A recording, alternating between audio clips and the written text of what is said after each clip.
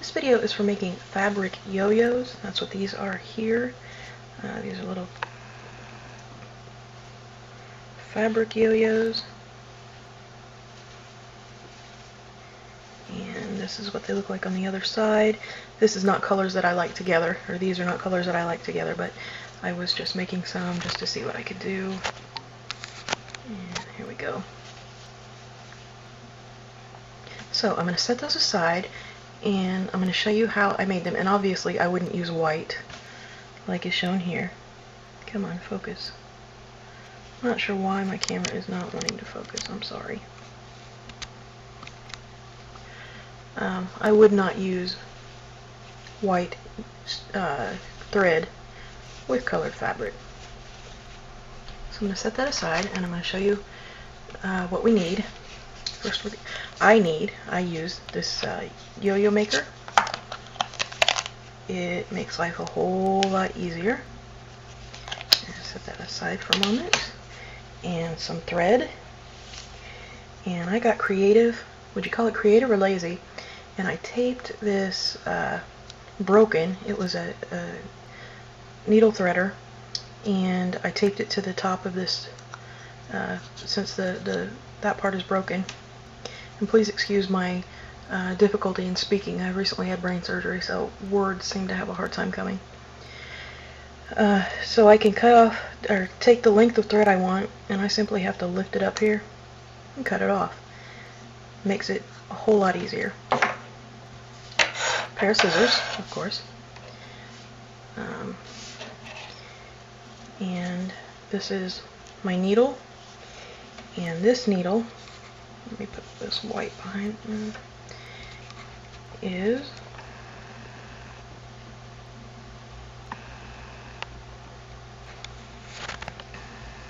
not real happy with this camera right now. This is a self-threading needle. Let me get that piece of thread, because again, anything to make life simpler. And I just threaded that needle. So, and this is a pin cushion that a lady at my church made out of these are water bottle lids, plastic water bottle lids. And this is just absolutely adorable and very useful. You can stick that on your finger and just use that hands-free. Really great idea. Really smart lady. And I don't know how she made this, but really great idea. You're going to need your material. So the first thing I did was I took this this outside part, and I put a mark right here, a little black mark, because once you go all the way around, you come back and you do this first hole again. And I am using white material with white thread, and it's very difficult to see where I have been. So I put a little dot there, and that's going to be my starting point and my end point. And you can see these little nubs all around here.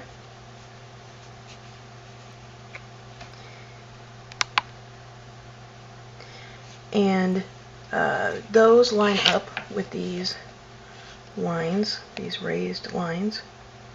There you go. Right in there. And that way you know you've got it set in there just right, so these holes match up with these.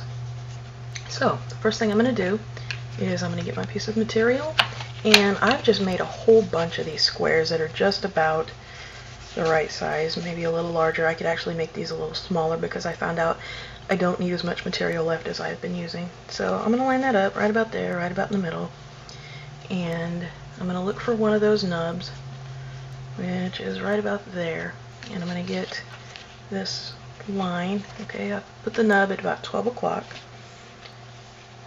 Put the nub at about 12 o'clock, so then I know this line goes at about 12 o'clock, and I'm going to put it in there, and you're going to hear snaps if it's in right.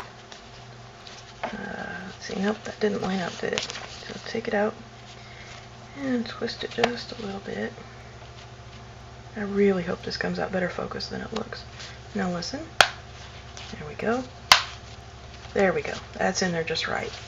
So now I'm going to take my scissors and I'm just going to feel around this where this sets against, and I can just follow this around with these really dull scissors. I can just follow this around with it resting against the outside. And I also just want to show you that you don't have to go to all that trouble if you don't want to. Just cut off the extra corners. You don't have to be perfect.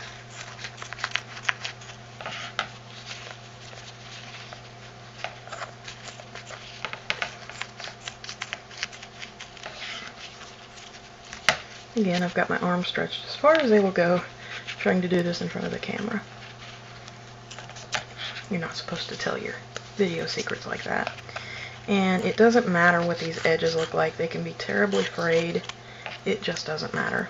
I'm going to get a little bit more over here just to get it out of the way.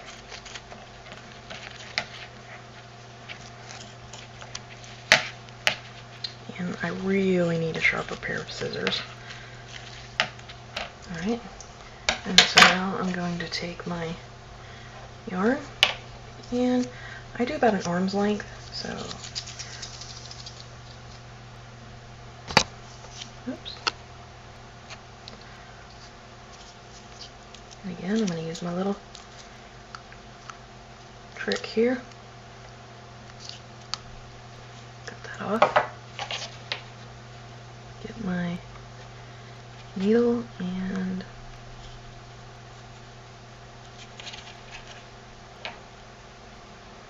I really wish you could see this up close. Snap that down in there. And I'm going to leave a bit of a tail so that it doesn't come out. And some people tie a knot in the end of their thread. I'm not going to do that. Simply because you don't need it. I'm going to look for my dot. There's my dot. Now, since you're going through this hole, you're going to be going through here and here twice. So I like to find my way kind of to the inner side of this.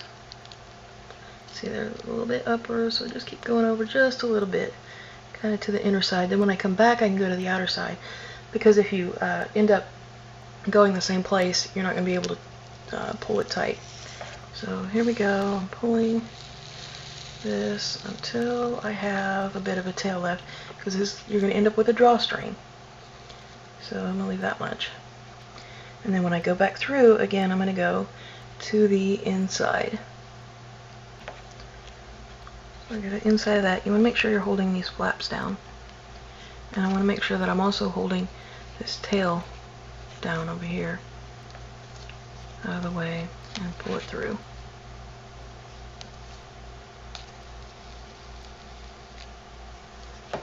So then you just kind of feel your way. From here on out, it doesn't matter which part you go through.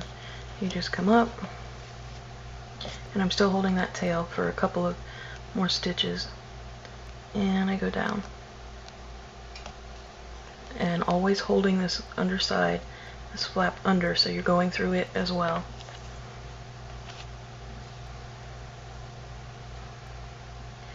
And now, you're always wanting to come up through the right side when it's facing you.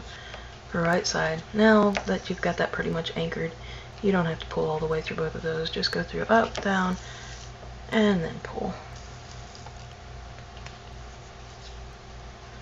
And you can see where I said white thread with white material is not the easiest thing to see. Alright, so I've got back, I've just finished, I've gone down through this one, so now I have to go up through this one again, and this is where, see, I went in kind of in the bottom, so I can go up a little bit towards the top up here now, and know that I'm not going to get it entangled with that. Pull that through, and then again I had went down in here, so I'm going to go up kind of way up there above it, and pull that down through. You've got to be very careful when you go up high though, because you can actually go up here and miss your material completely. So we've got all that done. So now I'm just gonna take this, put my thumbs in it, pop it out, and set that aside. And then just kind of pull that out. And there we go. Now we're going to find those ends. There's that end we started with, and there's our yarn end. Kind of push down in the middle and really just start pulling tight. Doesn't matter what you do right yet. Now I'm going to be sure and tuck these edges in so you've kind of got a bowl, and then I'm going to go back at it again. Make sure you have good strong thread, because I have had the thread break, because you're going to be pulling a little bit tight. So now I've got kind of this pucker here, and now I'm just going to start making sure that hole is in the middle. I'm just kind of pulling, and there's a place in the pleat. And pull that out. I'm just kind of straighten. There we go. I'm just kind of grabbing the material and pinching it and pulling it out. So I'm going to pull that tight again.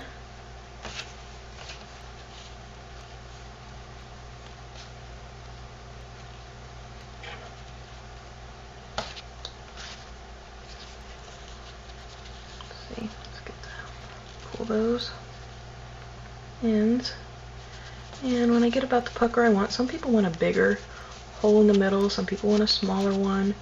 I kind of like it just about like that, maybe a little tighter. I'm going to make some knots. I'm going to pull that just a little tighter and start making my knots.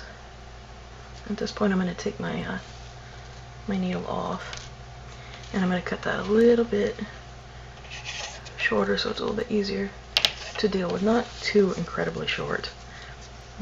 Maybe about like that. Instead of grabbing my scissors, I'll just grab this. Set that aside. That can be used again because they're pretty long. I went a little bit long this time. Again, tighten that. That's about good. And then tie that about 4 times. So you're going to tie that 3 or 4 times. Because I don't want it coming undone. I'm just going to keep tying that. Some people anchor it by threading it. I don't. This is going to work for me. So that's what, like 4 times. So what I'm going to do is I'm going to get these 2 together. I'm going to get my needle back. And I'm going to thread it again with both ends at the same time.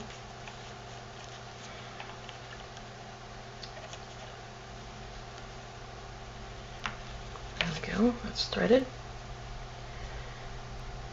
and I'm going to look for where this is coming out, which this is where we started. I'm going to find one of these pleats right here. I'm going to go straight through it and come out the edge, and I'm going to pull that,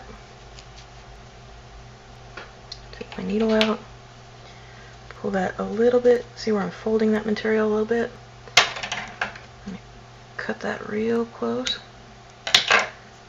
And then when I pull that back out, the needle is in, or I'm sorry, the thread is then buried in there. And you have a nice little fabric yo-yo. You can straighten that out as you need. You have the nice little pleats.